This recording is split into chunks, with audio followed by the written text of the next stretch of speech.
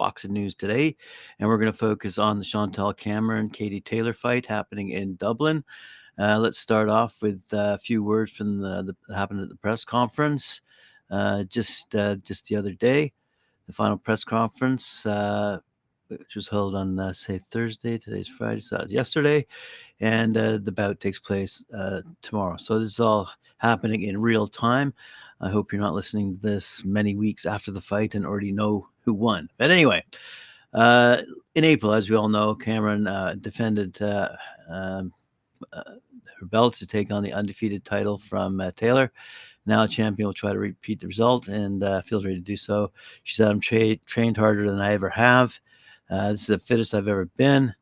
And Taylor was equally motivated. I have a second chance here. I'm hungry for the rematch and to perform like I know I can. That's the encapsulation. Let's see what Eddie Hearn had to say, opening up that press conference between the two of them. He said, last time around, in my opinion, we had one of the greatest atmospheres we've witnessed in many years of promoting shows around the world. It was incredible. Katie suffered her first professional defeat at the hands of an outstanding Chantelle. This time, whether people like to talk about it or not, legacy is on the line, belts are on the line, careers may be on the line. It's a must-win fight for both. Chantelle Cameron, for her part, defending her undisputed super lightweight world title, said, I can't be complacent. I'm never complacent. Katie is a great fighter, and I know that all she wants is revenge. I gave her a first defeat, so for me, I have to be better. Jamie and I have been watching over and over. I'm sick of watching it because I did make so many mistakes.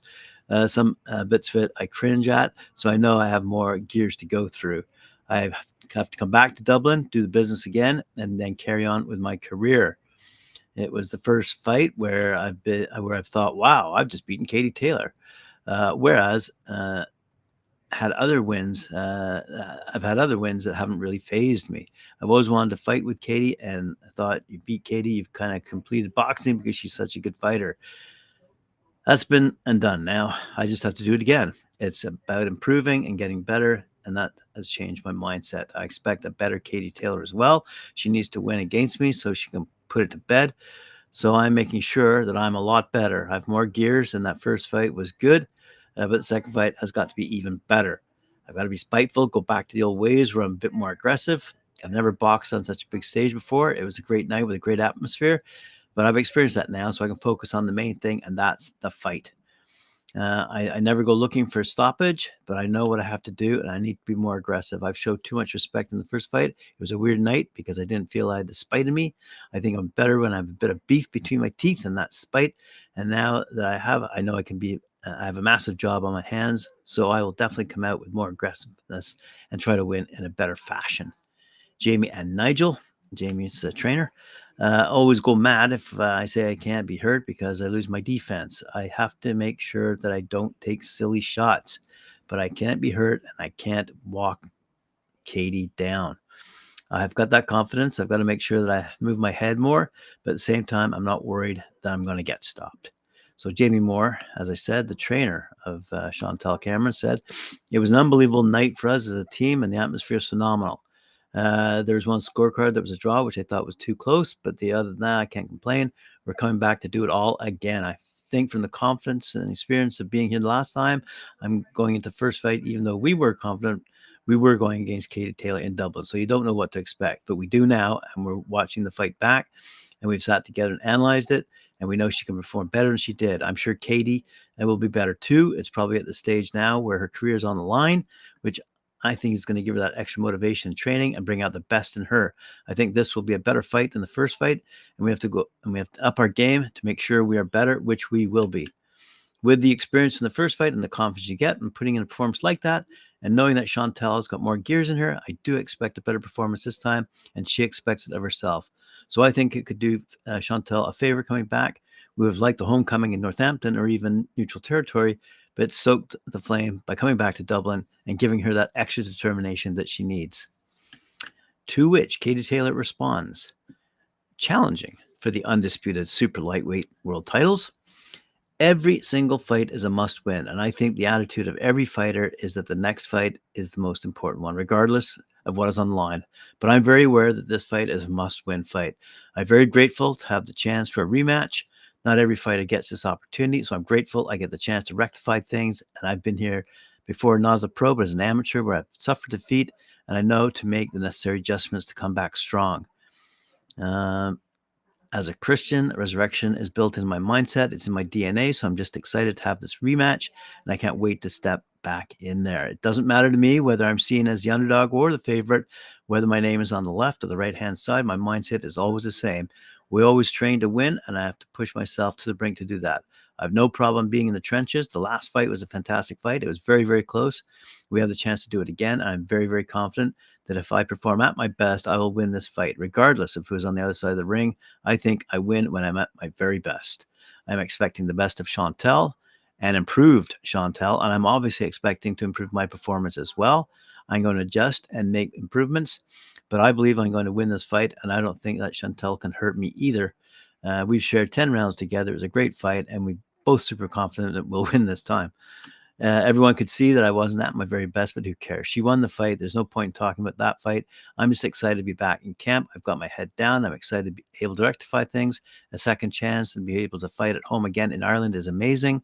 Even though it didn't go my way last time, it was an amazing night packed with entertaining fights. And I think every time we bring big-time boxing back to this nation, it just embeds boxing back into our culture again where it belongs. Boxing belongs at the forefront of Irish sport. It's our most successful sport. So I have another chance for a massive fight here, so special, and to have another history-making fight where I can become a two-time, two-weight undisputed champion means it's even a bigger fight of my career so far. Wow. And concluded Ross Animate, he's the trainer of Katie Taylor. He said, it's definitely must win. Obviously, the biggest fight of her career at this stage. Doesn't get any bigger than this, and Katie knows that I'm more confident this time around. I'm looking forward to it. I know Katie can perform a lot better. She wasn't her best, but when she's 100% healthy and strong, which she's going to be, I'm very confident she can beat anybody in the world. I think that you definitely get a better fight from both of them this time around. Awesome, awesome stuff. All right, let's have a quick look here and see what ESPN has to say. Katie Taylor said to ESPN, I'm not thinking about this fight. That'll be my last fight. I'm not thinking about any other outcome other than a win. I feel very fresh. I'm good in the gym. I feel like I've got plenty of fights left in me. I will retire when I feel right. The time is right. I've got no intention of hanging up the gloves right now. Retirement never came into my mindset after the last fight. It's never good for any fighter to be thinking about retiring going into a fight. Remember, Katie Taylor's record, 22-1 with 6 knockouts. Chantelle Cameron, 18 wins, no losses, 8 knockouts. So let's just have a quick look as we end this episode at the best pound for pound women according to ESPN. Going through up until this, let's just say this past summer. There's been a few changes. Clarissa Shields, previous ranking number 1, she's still at number 1. Katie Taylor, previous ranking number 2, she's still at number 2. Amanda Serrano, previously ranked number 3, is still at number 3. Chantelle Cameron, previously ranked number 7, is now number 4. Alicia Baumgartner, previously ranked number 5, is still number 5. Sinicia Estrada, previously ranked number 8, is now number 6. Michaela Mayer, previously ranked number 6, is now number 7. Jessica McCaskill, previously ranked number 5, is now number 8. Franchon Cruz Dezern, previously ranked number 9, is still at number 9. And Savannah Marshall, previously wasn't in the top 10, is now number 10. She's a top 10 fighter with a record of 13-1 and the super middleweight undisputed champion. Their last fight, by the way, was against Franchon Cruz Dezern, which she won. So there you go. All news fit to print regarding our women who are beating the hell out of each other day after day, as we like to see, day after day. And it's really going to be a good fight tomorrow night between Chantelle Cameron and Katie Taylor. Looking forward to it. Thanks very much for joining me. Appreciate it. We'll see you later on at 7 p.m. Eastern Time when I join Tim Witherspoon. I hope he's in the neighborhood. And Lou Eisen, our resident historian, and Mike Gore as well. 7 p.m. Eastern Time for the Friday night panel. Thank you very much. See you later.